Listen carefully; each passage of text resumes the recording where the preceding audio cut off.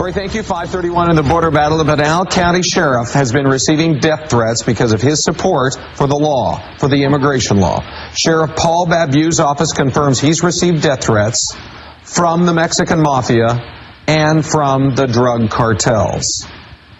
Outside law enforcement teams investigated the threats and found they are credible.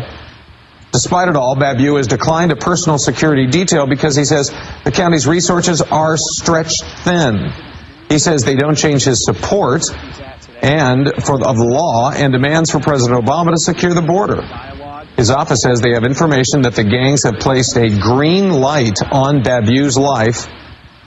Babeu says he's always armed and is always aware of his surroundings. Imagine this, my friends. Here in the United States, we are putting up with this.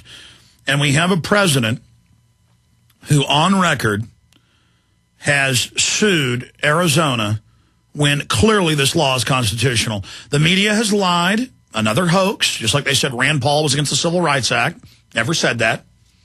He was on the satellite going, excuse me? Hold on, I can't hear you. Yes? No, I'm not for getting rid of it. And they said, oh, he said yes. Total manipulation. Just like when somebody calls and says, can you hear me? Yes. And it's the same thing. I've read the law on air. I've read the subsections.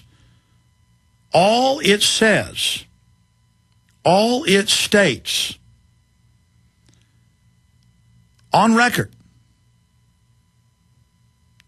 is that if they pull an illegal alien over for something else and they're an illegal alien, they'll be arrested. It's incredible. And it is an act of treason by the federal government. But the federal government is controlled by offshore corporations. They want a North American Union. They want to get rid of our borders and our laws and our liberties, our freedoms. This is what's happening. The sheriff was scheduled to call in right about now, but we always have time zone issues. Arizona doesn't even follow the time zone system. And he's in a security meeting. We just found out. Well, good, because I didn't know that. I didn't know that was the reason. I'm glad you guys told me about it. So as soon as we figure it out, we'll get him on. But right now, let's go ahead and talk to Wyatt in Louisiana. Wyatt, you're on the air. Hello? Yes, Wyatt, you're on the air. Welcome. Yes, I have a question. What's the best way to overall resist the New World Order? The overall best way to resist the New World Order is to always be conscious of the fact that human history is about a struggle against tyranny and oppressors and the corrupt, and that we need to be informed. Like the Bible says, the people perish for lack of knowledge. We need to be informed and involved, and we need to work with and form alliances with people that want liberty and freedom, and we need to promote the Bill of Rights and Constitution. Wyatt, I appreciate your call. I mean, it's a lifestyle of liberty. It's a lifestyle of freedom. And we've gone through thousands of years of history experiencing different forms of governments, and our founders created the best system in world history. And that's why the globalists and others want to get rid of it, because they want to create the world in their image, not in an image of liberty and freedom.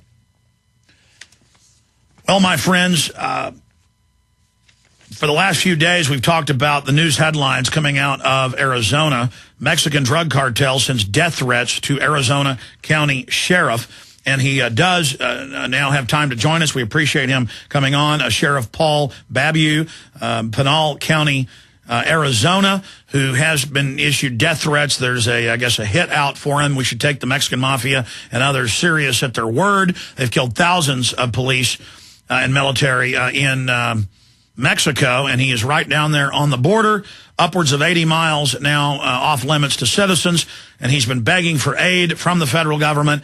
The federal government has responded by trying to block the state from even being able to ask an illegal alien, if they're an illegal alien, when they pull them over for drunk driving. So this is treason, in my opinion. Sheriff, thanks for coming on. Alex, thanks for having me on. I appreciate it.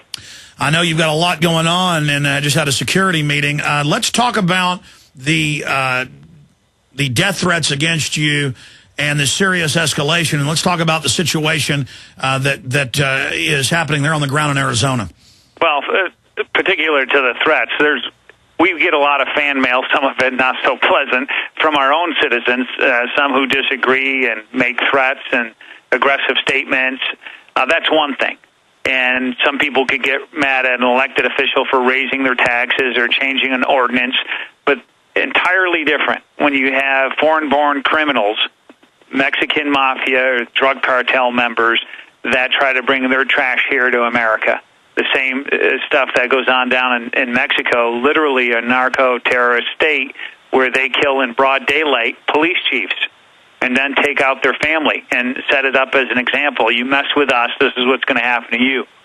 And only 3 weeks ago, they assassinated what would have been the elected governor of a state down there. Crazy. And you're not joking around about this. I live in Texas, and I remember citizens being kidnapped on our side of the border. I've had sheriffs on where 3 to 6 miles in different cases. Mexican military will come across. If they've caught on a major highway a drug shipment, the Mexican troops come across, surround 2 lone policemen or sheriff's deputies with machine guns and rob them. I mean, that was going on 4 or 5 years ago. I was interviewing these people, and it would never make the national news or even the regional news. So there's been a cover-up of this, and now things are deteriorating. I mean, I've had scholars on, university professors, State Department people who say that Mexico is a failed state. Is in the midst of total collapse. You're down there with death threats and hits out on you. The feds are putting up signs denying the large areas to citizens, saying don't go in these areas. Can you, sir, break down where you are geographically for folks that just joined us and describe what you face on a day-to-day basis? We're about 80 miles north of the Mexican-U.S. border, and we're not obviously a border county. Yet what we're experiencing here on a daily basis is approximately 2,000 plus illegals that come through our county. You're talking the Border Patrol, who apprehended 250,000 illegals last year, which most of them they just do catch and release and send them back with no punishment, shower, a meal, and to the border ready to try the next day. But that's only one of 2.6 that they say actually get in here. So they're talking 600,000 that come in here. Other people have it estimated more at like 1 million a year, just in Arizona. That's why we're screaming bloody murder, saying, Mr. President Obama, do your job. Secure the border. And here he's in Washington high-fiving with Calderon in front of Congress, and all these Democrats stand up and give him a standing ovation in our country as they're kicking us in the chops, undermining the rule of law. The president should send 3,000 soldiers to our border to secure the border, and meanwhile he sends a team of lawyers with the ACLU to drag us into court. And this is outrageous. Why? Because in my county, 80 miles north of the border, in the heart of Arizona, we have paramilitary squads with automatic weapons that are escorting these drugs up here, and they're bringing this violence into Arizona. We just had a gunfight out there with a competing cartel, and 2 of these smugglers were killed. And they call us for help. And they knew exactly where our deputy 3 weeks before was ambushed by 6 of these smugglers and triangulated him and put him in a kill zone and tried to kill him. And our deputy was shot. So here, what we have, the reaction is, just as you mentioned, they put up billboard-sized signs that say, danger, warning, stay out, drug and human smuggling, narco, all this different language on these boards. And that's their answer, is to throw up their hands in defeat, saying we can't secure the border. And this is simply outrageous. Sheriff, roughly what percentage, because I've seen as much as a third on national news being quoted, but roughly what percentage of the great state of Arizona bordering Mexico is now being denied to law-abiding citizens and losing its property values? Because the reports I've seen is that this is going on past Tucson, 80-plus miles in. It is. There's approximately 2,000 miles of the border from California to Texas. We have 376 of those miles in Arizona.